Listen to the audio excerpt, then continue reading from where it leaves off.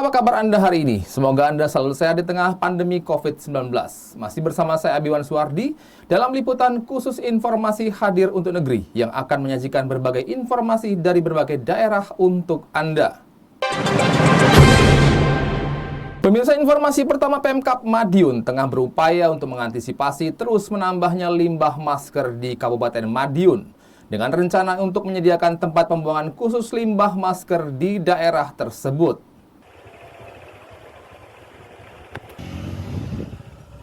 Sejak pandemi COVID-19, tempat pembuangan akhir TPA Kaliabu, Kecamatan Mejayan, Kabupaten Madiun, menerima kiriman sampah medis berupa masker kain maupun masker medis yang berasal dari sampah rumah tangga dan masyarakat umum. Kepala Dinas Lingkungan Hidup DLH Kabupaten Madiun, Edi Binarjo, Senin 4 Oktober menyampaikan, untuk pengelolaan sampah medis diperlukan penanganan khusus, dan saat ini pihaknya membutuhkan anggaran tambahan sehingga limbah masker di TPA dapat dikelola dan dipilah secara berkelanjutan.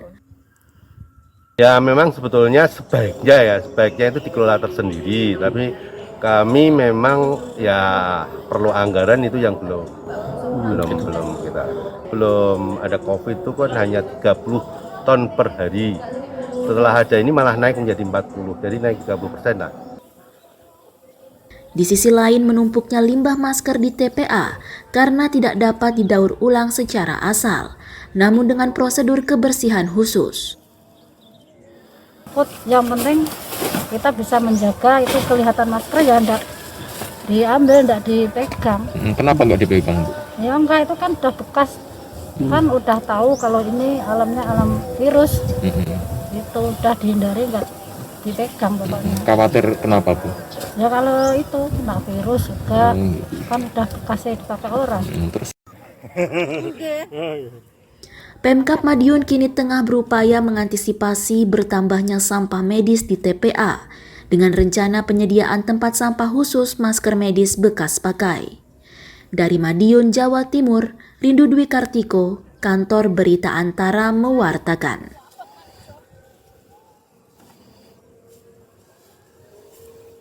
informasi selanjutnya beralih ke Papua. Masyarakat Kabupaten Merauke, Papua mengapresiasi komitmen pembangunan yang dilakukan pemerintah di era kepemimpinan Presiden Joko Widodo. Keberhasilan penyelenggaraan PON di Papua juga menambah sukacita dan rasa bangga terhadap masyarakat di wilayah Papua. Provinsi Papua adalah bagian tak terpisahkan dari Negara Kesatuan Republik Indonesia. Sebagai komitmen pemerintah memajukan kesejahteraan rakyat Papua, maka dikeluarkan Instruksi Presiden Nomor 9 Tahun 2020 tentang percepatan pembangunan kesejahteraan di Provinsi Papua. Selain itu, Keputusan Presiden Nomor 20 Tahun 2020 tentang Tim Koordinasi Terpadu Percepatan Pembangunan Kesejahteraan di Provinsi Papua semakin menguatkan keseriusan pemerintah dalam memajukan bumi cendrawasih. Berbagai komitmen dan keseriusan pemerintah terhadap pembangunan pun mendapat apresiasi dari masyarakat Papua, khususnya masyarakat Merauke. Menurut mereka, era kepemimpinan Presiden Joko Widodo telah sukses membawa perubahan yang signifikan terhadap pembangunan infrastruktur maupun sumber daya manusia Papua.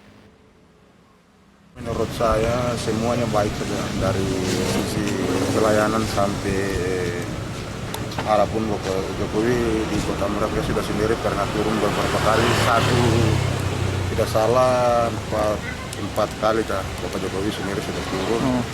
Dari sisi pembangunan juga memang baik-baik semua. Di Kota Merauke sini jalan dan perumahan.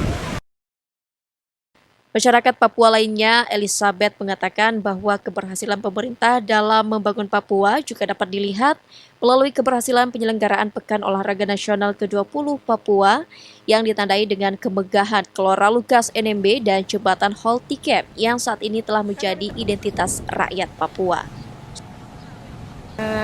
Dengan kepemimpinan Pak Jokowi, pembangunan di Papua luar biasa ya, maju karena kita lihat banyak pembangunan yang kita sudah nikmati, seperti jembatan Holtecap, adanya stadion yang luar biasa yang dibangun di atas tanah Papua.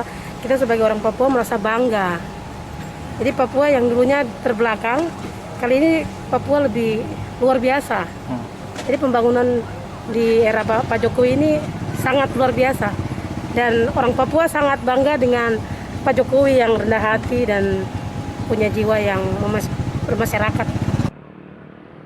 Masyarakat Papua berharap pembangunan di Bumi Cendrawasih terus dilanjutkan agar menciptakan kesetaraan masyarakat Papua dengan masyarakat di luar Papua dapat tercipta. Dari Kabupaten Merauke, Papua, Mardiansyah Al-Afghani, Kantor Berita Antara, mewartakan. Pemirsa, kita beralih ke Jawa Tengah. PT KAI di daerah operasi 4 Kota Semarang kembali mengoperasikan kereta api aglomerasi yang melintasi sejumlah daerah di wilayah Jawa Tengah. Perjalanan kereta lokal ini, calon penumpang harus menunjukkan surat vaksin secara fisik maupun melalui aplikasi Peduli Lindungi.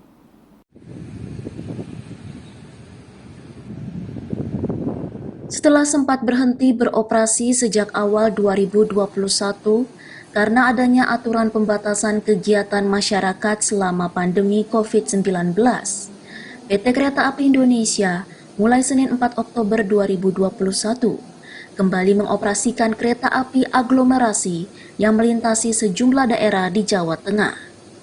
Untuk wilayah Daop 4 Semarang, kereta aglomerasi yang dioperasikan kembali, yakni kereta Kaligung dari Semarang tujuan Tegal, Brebes, dan Cirebon maupun sebaliknya, kereta Kamandaka, relasi Purwokerto, Semarang maupun sebaliknya, dan kereta Joglo Semarkerto yang melintasi Semarang, Purwokerto, Solo hingga Tegal. Manajer Humas PT KAI Daop 4 Semarang Krisbiantoro di Kota Semarang pada Senin 4 Oktober mengatakan, dioperasikannya kembali kereta lokal aglomerasi merupakan salah satu upaya untuk menggeliatkan sektor transportasi kereta api yang diharapkan mampu menumbuhkan perekonomian daerah. Calon penumpang tentunya harus mematuhi sejumlah syarat protokol kesehatan, salah satunya divaksin minimal 1 kali. Bahwa untuk persyaratan naik kereta api lokal aglomerasi ini juga protokol kesehatan tetap masih diberlakukan. Kemudian hanya menunjukkan kartu vaksin atau melalui aplikasi Peduli Lindungi yang akan diperiksa di petugas boarding kami saat akan melakukan perjalanan naik kereta api. Terbantu ya Pak. Jadi untuk dari Kaligung dan Kamandaka kan juga relatif ekonomis ya. Jadi untuk mungkin karyawan seperti saya juga membantu. Alhamdulillah sih, lebih membantu lagi. Alasannya kenapa? Ya karena sering bolak-balik ke Semarang, biar lebih mudah. Sementara itu, untuk calon penumpang yang belum divaksin karena alasan kesehatan, diminta untuk menyertakan surat keterangan dari dokter. Sementara calon penumpang yang masih berusia di bawah 12 tahun belum diizinkan untuk melakukan perjalanan dengan menggunakan kereta api. Dari Semarang, Jawa Tengah, Suryo Wicaksono, Kantor Berita Antara mewartakan. Pemirsa, pelaku usaha mikro kecil menengah atau UMKM di Papua turut terdongkrak penghasilannya dari penyelenggaraan Pekan Olahraga Nasional atau PON ke-20 yang akan dijadwalkan berlangsung hingga 15 Oktober mendatang.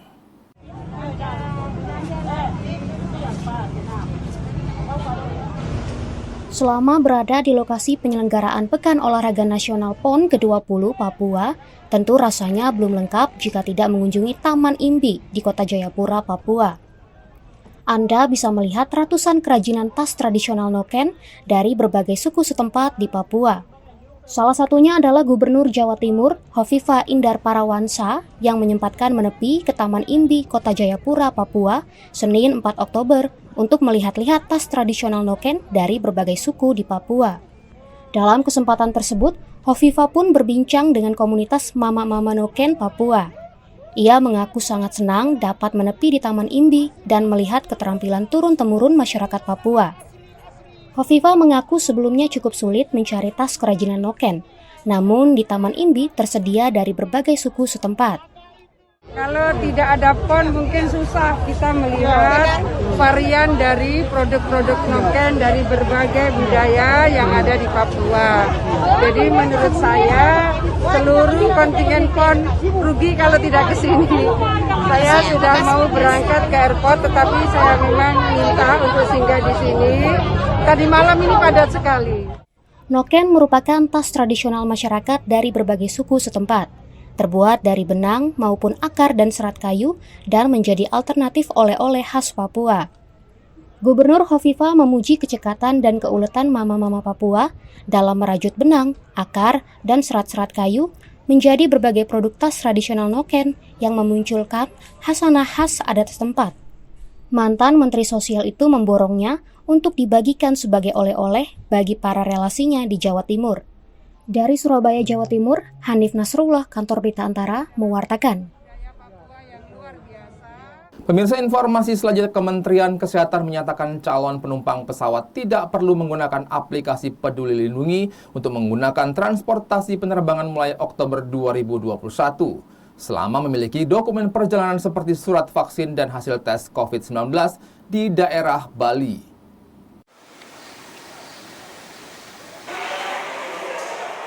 Otoritas Bandara Internasional I Gusti Ngurah Rai Bali menyatakan akan tetap melayani penumpang meski secara manual bagi mereka yang dokumen perjalanannya belum terintegrasi secara daring dalam aplikasi Peduli Lindungi. Sebelumnya, Kementerian Kesehatan membolehkan pelaku perjalanan moda udara tidak menggunakan Peduli Lindungi per Oktober ini. Alasannya, data vaksin dan surat bebas COVID-19 sudah terintegrasi dalam data NIK di KTP. Kendati begitu, bagi calon penumpang yang datanya belum terintegrasi tetap dilayani secara manual sebagaimana dilakukan Otoritas Bandara Internasional I Gusti Ngurah Rai Bali.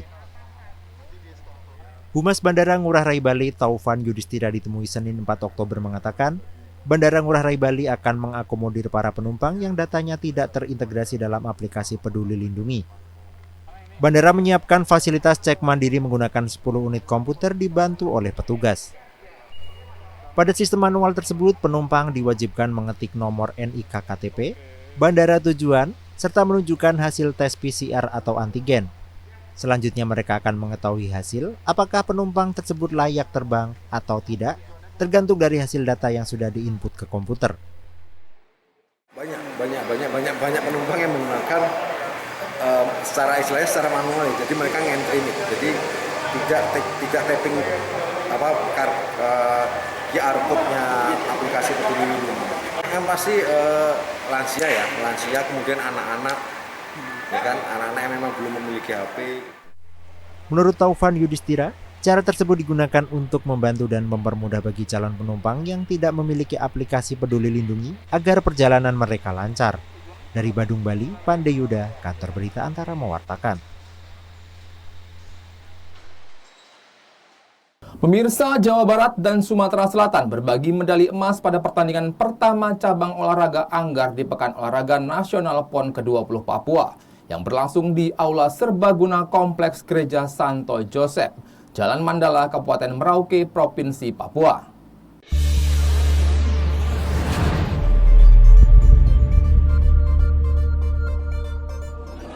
Babak final cabang olahraga anggar pada Pekan Olahraga Nasional ke-20 Papua digelar di Aula Serbaguna Kompleks Gereja Santo Yosef di Jalan Mandala, Kabupaten Merauke, Papua pada Senin malam. Laga final ini mempertemukan dua atlet asal Sumatera Selatan, yaitu Riki Disulimah dan Muhammad Irfan Dinur di kategori sabel individual putra. Di awal laga, kedua jagoan asal Sumsel ini menyajikan pertarungan ketat hingga terjadi saling kejar-mengejar angka. Namun Riki Disulimah berhasil memanfaatkan keadaan hingga akhirnya menjadi juara setelah unggul dengan skor 15-10.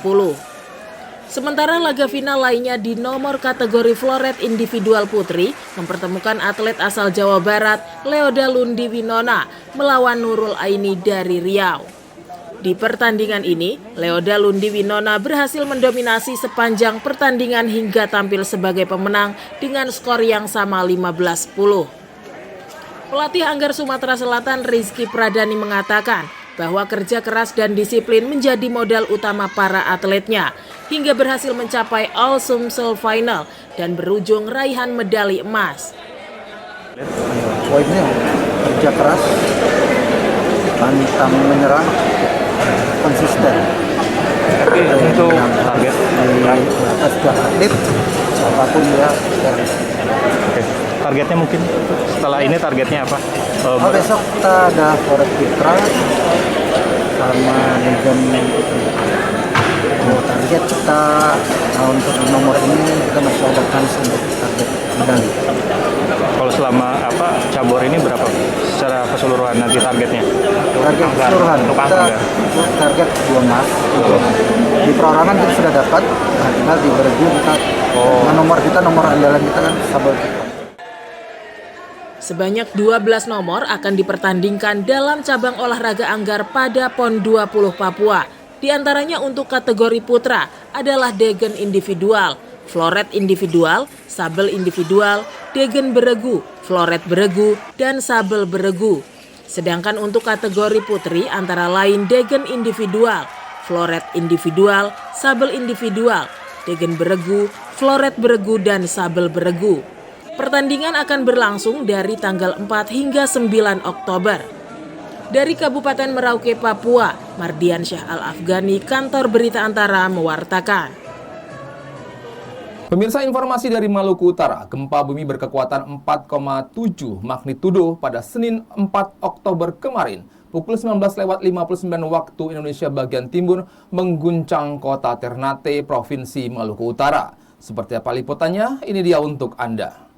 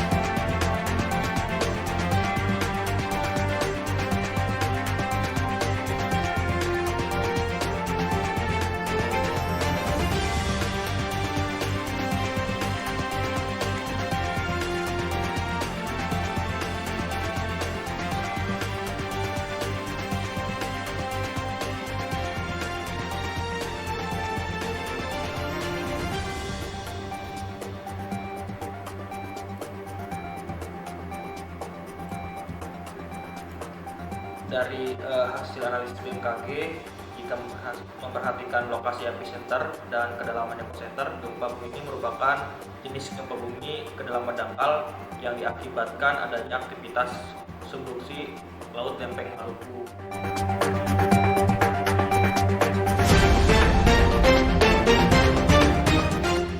Pemirsa, guna memastikan program TNI Manunggal Membangun Desa atau TMMD ke-112 tepat sasaran dan bermanfaat bagi masyarakat, Asisten Teritorial Kasat Maijen TNI Nur Cahyanto melakukan peninjauan di Desa Tulung Rejo, Kecamatan Gantang, Kabupaten Malang, Provinsi Jawa Timur.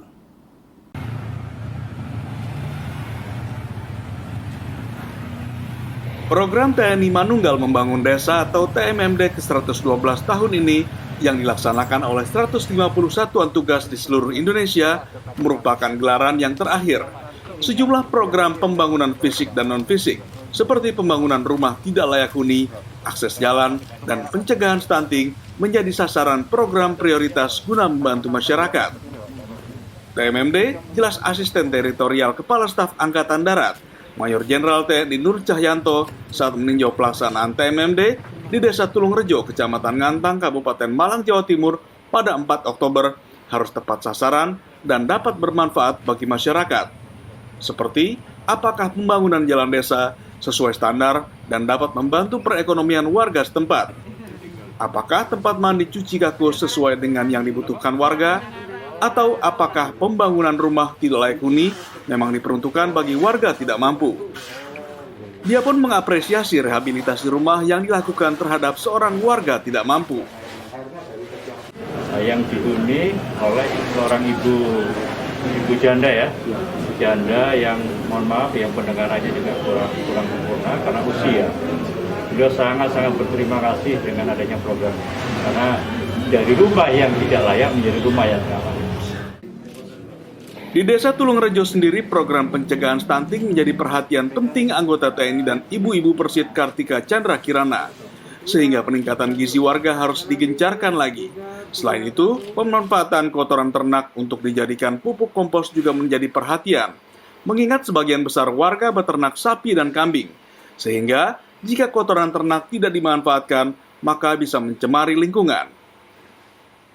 Dari Kabupaten Malang, Jawa Timur, Saiful Afandi, Kantor Berita Antara, mewartakan. Pemirsa, Wakil Gubernur Jawa Barat menutup kegiatan sebuah pabrik di bantaran Sungai Cilamaya, Kabupaten Karawang. Penutupan dilakukan karena pabrik diduga tidak menggunakan instalasi pengolahan air limbah dan membuangnya langsung ke Sungai Cilamaya hingga tercemar. Sejak kapan hitam banjir gitu? Wakil Gubernur Jawa Barat UU Ruzanul Ulum bertemu warga Desa Tegalwaru, Kecamatan Cilamaya Wetan, Kabupaten Karawang, Jawa Barat, Senin 4 Oktober. Warga mengeluhkan kondisi air sumur dan Sungai Cilamaya yang tercemar oleh limbah pabrik. Kondisi tersebut terjadi sejak pabrik di bantaran Sungai Cilamaya beroperasi. Wagub beserta Dinas Lingkungan Hidup dan Pecinta Lingkungan meninjau pabrik berinisial ABB di Kecamatan Jatisari, Kabupaten Karawang yang diduga melakukan pencemaran sungai. Menurut Wagub, pabrik tersebut telah diberi teguran sebelumnya. Namun, teguran tidak diindahkan sehingga ia menutup aktivitas sementara pabrik tersebut. Penutupan pabrik melibatkan pemerintah Kabupaten Karawang, Subang, dan Purwakarta karena Sungai Cilamaya melintasi ketiga daerah tersebut. Dan ternyata masih ada pelanggaran-pelanggaran. Termasuk hari ini kategorinya termasuk pelanggaran berat. Maka hasil komunikasi kami dengan Dinas Lingkungan Hidup, Polisi Lingkungan Hidup, dan juga dengan Dinas Kabupaten setempat bersepakat untuk dihentikan sementara operasionalnya, bukan ditutup ataupun dicabut, tapi hentikan sementara. UU juga mengungkapkan penutupan hanya sementara dilakukan karena mengingat terdapat karyawan yang bergantung, terlebih masa pandemi di mana ekonomi masih dalam kondisi sulit. Pemerintah pun meminta pabrik di sekitar bantaran Sungai Cilamaya untuk membuat instalasi pengolahan air limbah atau IPAL dan tidak membuang limbah secara langsung ke sungai. Dari Karawang, Jawa Barat, Dian Hardiana, Kantor Berita Antara mewartakan. Pemirsa, sekelompok ibu di Kabupaten Aceh Barat, Provinsi Aceh, mengubah tanaman eceng gondok menjadi kerajinan dekoratif dan fungsional yang ramah lingkungan dengan kualitas ekspor.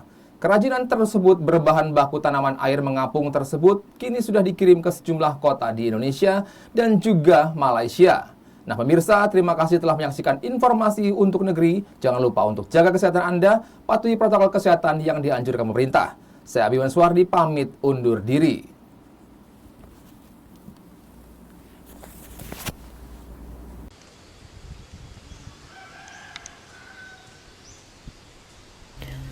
Berawal dari pelatihan kewirausahaan dan kerajinan yang diberikan oleh sekelompok mahasiswa pada tahun 2016 silam, warga Desa Kubu, Kecamatan Arongan Lambalek, Kabupaten Aceh Barat Aceh, berhasil mengubah tanaman eceng gondok menjadi kerajinan yang bernilai jual tinggi.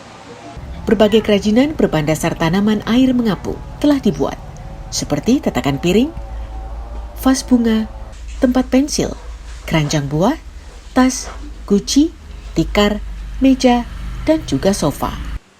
Kerajinan dekoratif dan fungsional ini dijual mulai dari Rp20.000 hingga Rp5 juta tergantung ukuran dan juga tingkat kerumitan dalam proses pembuatannya. Proses pembuatannya diawali dengan mengambil bahan baku eceng gondok dari rawa atau sungai yang berada di sekitar desa. Kemudian, eceng gondok tersebut dijemur selama 15 hari hingga kadar air di dalamnya berkurang dan menjadi kering. Setelah eceng gondok kering, menganyam dimulai sesuai dengan bentuk atau model yang diinginkan. Anyaman yang sudah terbentuk kemudian dicuci menggunakan bahan kimia atau H2O2 untuk mengantisipasi serangan jamur dan juga membuat kerajinan menjadi tahan lama. Setelah proses pembersihan dan pengeleman selesai, anyaman kembali dijemur selama 3 hari hingga mengeras. Dan melalui tahap terakhir, yaitu proses pengilatan. Perajin eceng gondok Cut Afni Zahara mengaku, kerajinan eceng gondok kelompoknya sudah dipasarkan hingga ke Pulau Jawa, seperti Jakarta, Surabaya, dan kota-kota besar lainnya. Bahkan ke luar negeri, seperti Malaysia. Program mahasiswa waktu itu pada tahun 2016 yang bekerja sama dengan Kompak. Awalnya dari program KKN ini tadi, mereka membentuk kelompok sampai pelatihan sampai jadi produk. Yang paling banyak diminati tatakan piring, sama satu lagi pas bunga. Pas bunga itu satu set ada 3 biji isinya, itu yang banyak laku. Kalau harga dari harga 20.000 sampai ke 5 juta.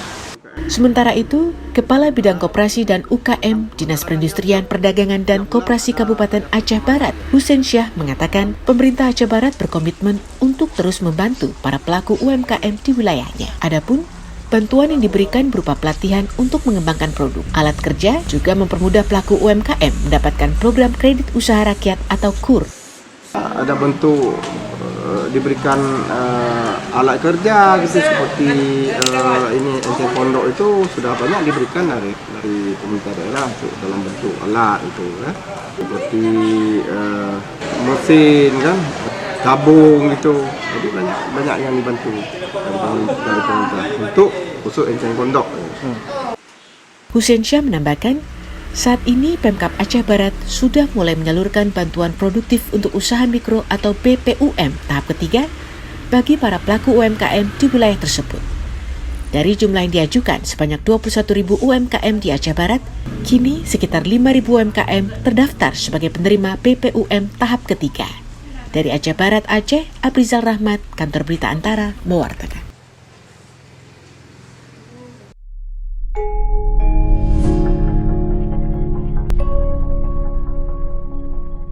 Jangan lewatkan liputan informasi dari berbagai daerah dalam Beranda Informasi Hadir untuk Negeri.